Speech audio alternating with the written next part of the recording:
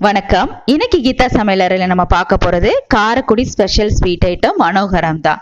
So அது பண்ணுறதுக்கு முதல்ல ஒரு மிக்சிங் பவுல் எடுத்துக்கோங்க.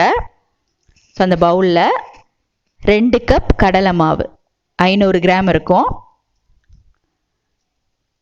2 கப் சேர்த்துக்கோங்க.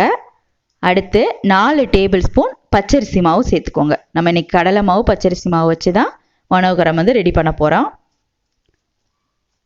இப்போ 4 ஸ்பூன் பச்சரிசி மாவு சேர்த்தாச்சு. அடுத்து தேவையான அளவு உப்பு சேர்த்துக்கோங்க. உப்பு சேர்த்ததுக்கு அப்புறமா உப்பு எல்லா இடத்துலையும் நல்லா ஸ்ப்ரெட் ஆகணும். அதனால இந்த 3ஐயும் சேர்த்து நல்லா பிசைஞ்சுக்கோங்க. இது 3ஐயும் கலந்து விட்டதுக்கு அப்புறமா ஒரு 4 டேபிள் ஸ்பூன் நல்லெண்ணெயை சூடு பண்ணி எடுத்திருக்கேன். அதை கொஞ்சம் கொஞ்சமாக ஆட் பண்ணி பிசைஞ்சுக்கோங்க. இதுக்கப்புறம் தான் நம்ம தண்ணி ஊற்றி பிசைய போகிறோம். இந்த மாதிரி எண்ணெய் ஊற்றி முதல்ல கலந்து விட்டுட்டோம் அப்படின்னா மாவு நல்லா சாஃப்டாக வரும், புளியறதுக்கு கொஞ்சம் ஈஸியாக இருக்கும். ஸோ இப்போ எண்ணெய் ஊற்றி கலந்து விட்டாச்சு. அடுத்து தேவையான அளவு தண்ணி முதல்ல நிறையா ஊற்றிடாதீங்க. அதுக்கப்புறம் மாவு கொஞ்சம் தண்ணி ஆயிரும், அப்புறம் புளியறப்போ எண்ணெய் குடிக்கும். ஸோ அதனால கொஞ்சம் கொஞ்சமாக தண்ணி ஊற்றி கொஞ்சம் கட்டியான பதத்திலே பசைஞ்சு வச்சுக்கோங்க.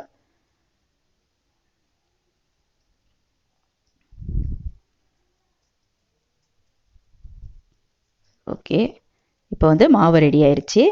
இதை முறுக்கு மாவு வச்சு எடுத்துக்கோங்க.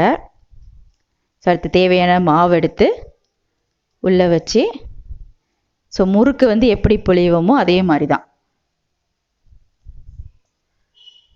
ஸோ அதுக்கு முதல்ல கடல் எண்ணெயை சூடு பண்ணியிருக்கேன். இப்போ நல்லா சூடாயிருச்சு. இப்போ முறுக்கு எப்படி புளிவீங்களோ அதே மாதிரி கொஞ்சம் பெரிய சைஸாக நான் இது பண்ணுறேன். ஏன்னா நம்ம உடச்சி தான் பண்ண போகிறோம். ஸோ இப்போ பார்த்தீங்கன்னா மாவு கட்டாகி விழாமல் இருக்குது. ஸோ அப்போ நம்ம கரெக்டான அளவு மாவு பிசைஞ்சிருக்கோம். ஓகே, பிழிஞ்சாச்சு.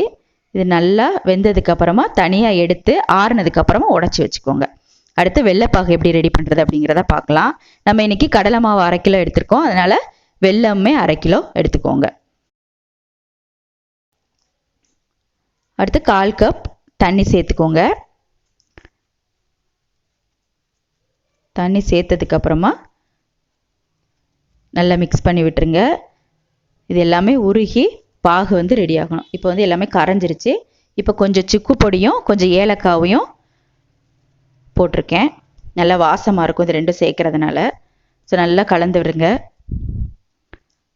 ஸோ எல்லாமே நல்லா மிக்ஸ் ஆகி ஒரு கம்பி பதம் வரணும், அது வரைக்கும் நம்ம கொதிக்க விடணும். ஸோ இப்போ பார்த்தீங்கன்னா செக் பண்ணிங்கன்னா தெரியும், ஒரு கம்பி பதம் வந்துருச்சு. ஸோ இதோட போதும். இப்போது ஸ்டவ் ஆஃப் பண்ணிடுங்க. ஆஃப் பண்ணியாச்சு. ஆஃப் பண்ணதுக்கப்புறம் தான் நம்ம செஞ்சு வச்சுருக்க அந்த மனோகரத்தை இதில் ஆட் பண்ண போகிறோம். ஸோ இப்போது எல்லாத்தையும் உடச்சி வச்சுருக்கோம். அதை கொஞ்சம் கொஞ்சமாக இந்த வெள்ளைப்பாகில் சேர்க்க போகிறோம். இப்போ நான் பாதி தான் சேர்த்துருக்கேன்.